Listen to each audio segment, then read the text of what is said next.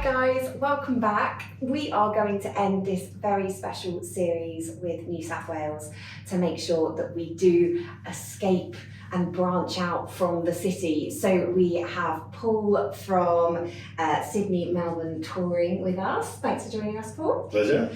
And we've got Dahlia from Destination New South Wales. Hello.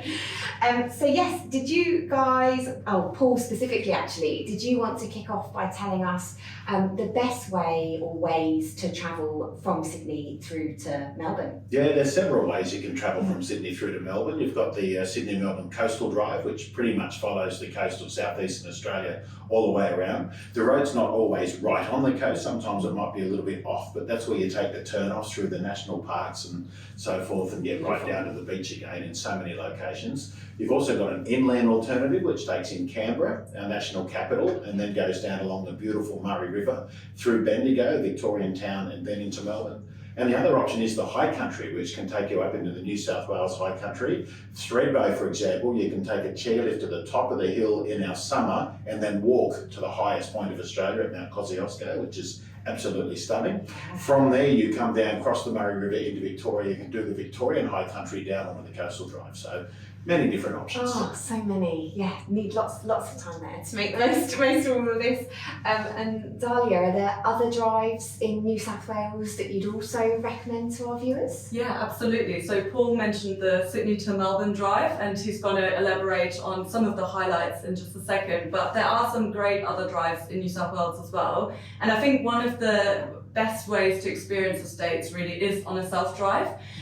It just gives you that freedom, that independence, and you do get to many places that are off the beaten track that you can't otherwise get to. So a very famous drive is going to the surrounding regions of Sydney, going to the UNESCO World Heritage listed Blue Mountains, where you can see wildlife, you can go hiking, see waterfalls, and then going to the Hunter Valley, which is the birthplace of Australian wine. The Blue Mountains are only 90 minutes drive west of Sydney, and the Hunter Valley, if you were driving from Sydney directly, is 2 hours north. But if you're driving between the two, it's a beautiful drive. It's called the Greater Blue Mountains Drive. It's very scenic, and that drive really combines some of the best things that Australia has to offer. It's great for adventure seekers, but also for people who like to indulge, a bit like me, especially when you get to the Hunter Valley, because you can try some really award-winning wines, go to award-winning restaurants, soar above the vineyards in a hot air balloon, and then indulge in the spa as well. So, it's all about the good life there. And then another coastal drive that we have that is very popular is going from Sydney up to Byron Bay and even further north to the Tweed region, which is the northernmost region in New South Wales. Okay. A beautiful coastal drive. It encompasses stunning surf beaches, great wildlife adventures, and you can also join some Aboriginal tours along the way. So there are many options, especially Byron Bay is one of those stops that a lot of people know about. But there are many spots along the coast where you can stop and enjoy the surf lifestyle that New South Wales and Australia is famous for, visit the national parks, see wildlife, and have some amazing foodie experiences too. Wow, sounds incredible. Where do we sign? We're sold for sure. So back to Paul then, with that coastal drive, are there some particular highlights that you'd like to flag to our viewers today? Oh, look, absolutely. There's so many highlights along the coastal drive, and I guess if I covered it in themes might work the best. The number one theme that comes to mind that so many people love is our wildlife.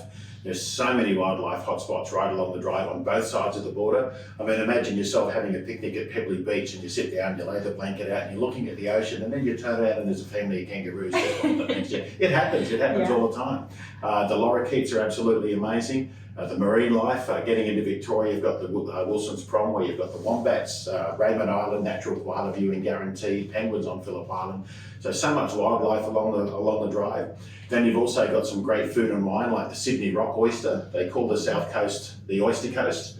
And you can go out with an oyster farmer, like there's a guy called Captain Sponge. Wonderful name for an oyster farmer. He takes you out on his boat and explains the whole process of how the oysters are grown, how you look after them, nurture them, get the taste right, and so forth. And then he finishes the tour with freshly shucked oysters, straight out of the ocean, which is a pretty amazing experience on the New South Wales South Coast. But if there's one tip I would give, it's allow enough time to do the drive. Yeah. A lot of people ask, how long should I take to do the drive? And I usually say, well, how long do you want to drive each day? Because that then dictates how long you do it. Because the coastal drive is very much a meandering drive. And it's like you get in the car and you say, okay, I'm going to go to the next location, but oh, there's another national park. Oh, there's a cheese shop. Oh, there's a cellar door. So you're forever stopping and experiencing, and that's what our self-drive holidays are all about. Definitely, yeah. You'd want to be able to enjoy those gems along the way rather Absolutely. than being, oh, we gotta carry on. Oh, there's some incredible recommendations there for us. Thank you so much, guys. Anything else you want to touch on before we Yeah, I think just one thing, and as Paul said, there's so many things to stop along the way, but I think one thing that makes New South Wales road trips also stand out from some of the other road trips you can take in Australia is that the driving distances actually aren't long, which is really good. You're not spending a lot of time in the car. It's actually really easy to get from one place to the other, so you can really spend your time enjoying the destination. That's a really good point to end on. Yeah, less time behind the wheel and more time enjoying all of the beauty. Thank you, guys. That's been a great update for our viewers. Thanks for watching. Thank you. Bye-bye. Bye.